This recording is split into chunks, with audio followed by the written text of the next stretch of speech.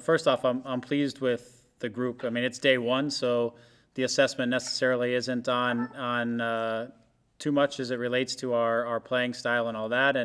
But what I'm pleased about is everybody has shown up. They're at a good fitness level. We don't have to spend a lot of time running and doing non-football related things. We can get into it right away. And so today the entire session was playing. And we can maximize our time developing our style of play, our principles of play, all those kinds of things because guys have arrived in the right form and the right fitness that we can move forward.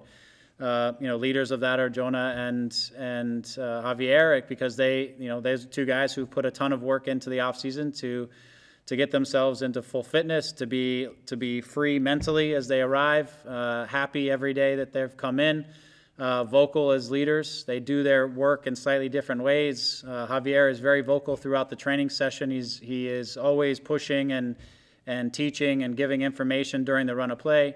Jonah is usually working, and then in his breaks, he gets guys individually, side on the side, and he starts talking through some things with them. So they're a great combination in terms of providing leadership out there. Sasha as well, guys. There's some veteran guys who are helping this group come along. As far as where we are in needs, I mean, we have a lot of opportunity to continue to add to our group. When I look at our group now, we have some really veteran players and we have some really young players, and we need to fill the space in the middle, both positionally, but also just in terms of our roster, in terms of age and experience and where people are in their career and different things. We want to build that side of things out as well. So we're pushing forward, and hopefully some things can get done here soon and announced. They're right on the edge where we just need to tip them over the edge. Whatever that last piece is, nothing is really easy in this moment to get players signed, visas, all these kinds of things that are happening. Everything is slow. So, but the mentality of the group is fantastic. They seem excited as I'm excited to work with them. They're excited to get to work, and so I can't say anything but looking forward to what the days ahead come and what the season will look like as we continue to build. It's a process. It's not a sprint. So we've got some work to do. Thanks, Katia. We'll go next to a question from Josh Gessman with Corner of the Galaxy. Josh, go ahead. Hey, Greg. Josh, good to see you. To follow a little bit, yeah, you too. To follow up a little bit on the roster question, obviously, from what I see right now, about 25 guys signed to the senior team roster. I'm sure there's some flexibility there in terms of, the total number is 30, but there's probably some other moves that can be made to do that around. How do you feel about the roster in terms of the number of players? And, I think you talked a little bit about the flexibility, but obviously you're not playing a game tomorrow, so you have some time. Yeah, I mean, I think we are between 6 and 8 players left to continue to add to this group. Some of the younger players are getting a lot of experience with us and training, but we want them to play games. That won't always be with us, so some will continue to get their games at G2. And again, like I said, we still want to add to that veteran core that's kind of in their 20s, probably mid-20s, with 3, 4, 5, 6, 7 years, so we can build some longevity with this group. And once we lay down the foundation, we have a group of guys that hopefully can be here for a while. And so obviously positionally and the qualities that we're looking for, we're being very specific. That's part of why this process is taking a little bit of time. It's not just any opportunity that shows up. We're looking for very specific qualities to fit into the group that we believe can help take us to the level that we need to be at. So all of those targets are there. We're making progress with all of them, and it's just like I said, it's getting over the final hurdles and getting guys signed and here and into training so that they can start integrating together as a group. Yeah, Greg, can I follow just on the difficulties during COVID? Sure. How much has that sort of changed the way you guys are doing scouting or sort of trying to evaluate talent of players who aren't here in the United States that you can't go and see? It slows the process a little bit because, as we have a lot of the dollars that we have to spend are in the TAM category. I mean, these are not insignificant spaces that we're talking about filling. And so we want to do diligence. It's not an easy time to do diligence because that includes trying to meet with the player face to face, ideally seeing them play live. It includes a number of things that aren't so easy in the moment.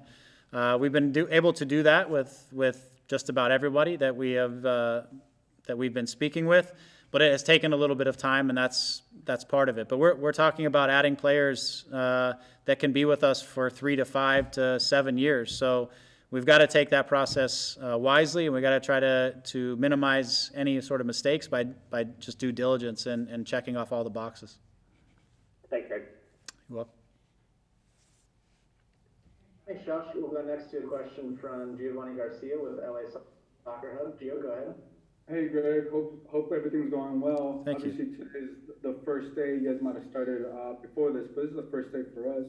What are some of the things that you look forward in your group? Obviously, you're back here. You know, the jersey launch was launched this past week. There's a lot of high emotion, a lot of Sure. good press for you guys. But what are you looking as the leader of this group to see from your players?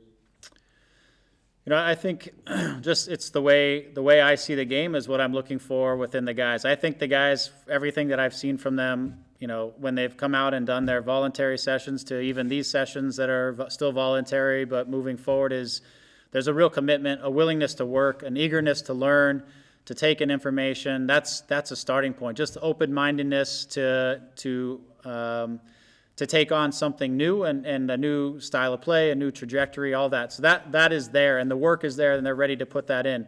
From there, just looking for the players to develop on their field awareness, their recognition of each other, so that we can start to understand our shape, the principles of play, and how all of these things will connect together as a team. So individually, how they see the game and how they're reading the game, but also how they are doing that in collaboration with their teammates and everybody else on the field. So these are things that we're trying to establish with them. You know, as I said to them today, the game is first played in your mind and in your brain before anything else is seen by or produced in an execution. It's all done in the head. So I'm trying to read these guys as I get to know them, how they're thinking about things and how they're processing the game, so that I can learn how to help them learn. And so this is us getting to know each other. But I think, you know, as part of my teaching background, coming from the academies and the development side, it's something that I enjoy doing, and I think it's something that these guys are really they're going to enjoy the process, and they have so far. So I can just follow up. I know last time we spoke with you, you said you hadn't spoken with Chicharito. Like,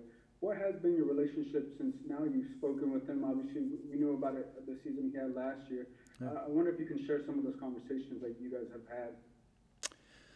yeah, our conversations are about everything that's in front of us. You know, it's about the opportunity, about how we want to play, about how we can impact the group and the environment that we're working in every single day. He's a positive player by nature, and he has a positive personality by nature. He's come in and he's been a great communicator, and has brought energy and excitement and competitiveness to the group. So really, you know, we're just trying to get to know each other a little bit, so that we can establish our working relationship, which has been quite easy, to be honest. And B, just me sharing a little bit of the vision and the direction that I would like to take the team, of which he is very much on board with, and I'm sure he'll share enough with you guys. I won't speak for him. But our conversations have been easy. I want him to know that we're supporting him and his process, and supporting him to be the great player that he's always been. You know, last year is last year. I see a guy who's incredibly motivated, fit, is out there. He's sharp, and he's going to help this team be a better team. So I'm excited to work with him. Thanks, Gio. We'll go next to a question from John Rojas. John, go ahead. Thanks, Chris. Greg, thanks for the time. Pleasure. I'm just going to go straight to Pavon's case, because this is a story that has been, you know, around the whole time since last season. I know there's a lot of stuff that is not in your hands, but as a leader of the group, and especially having in mind the accusations against him, is this a case closed, or is still a window to pursue him and to get him on the LA Galaxy at some point? And who is this? Sorry. Christian? Christian, yeah, Christian. Yeah, it's still a very open situation. You know, I feel like, again, it's one of those situations that's sitting there on the edge, and it just needs to get tipped over the edge. Whatever that piece of in an agreement or in a deal, whatever that thing is that will tip it over the edge and we can get moving forward, it feels like it's right there, and it's just been sitting there for, you know, a week or so. 2 weeks. He obviously had surgery, which is a good step forward for him just as a professional. I mean, it's incredible what they got out of his ankles. I can't imagine what it felt like for him to play. So from that side of things, I think he's making progress and moving forward in terms of health. We're optimistic that we remain optimistic that it can get pushed over the edge.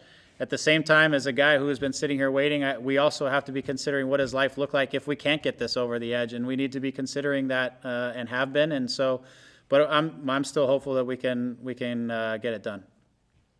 If I may, Chris, just a little follow-up. For you, Greg, the accusations against him is something that bothers you, or you mind that topic, or it's just you don't give a thought to that. I don't know the facts of the situation, so I don't have an opinion. It's a situation that whoever's involved or as they figure out what went on or what the accusations are, they'll drive. I don't make any. I don't have any opinion until I actually know facts and where we're at. So I've heard nothing but wonderful things about the young man. So I don't have any opinion on the situation. We'll see where it goes.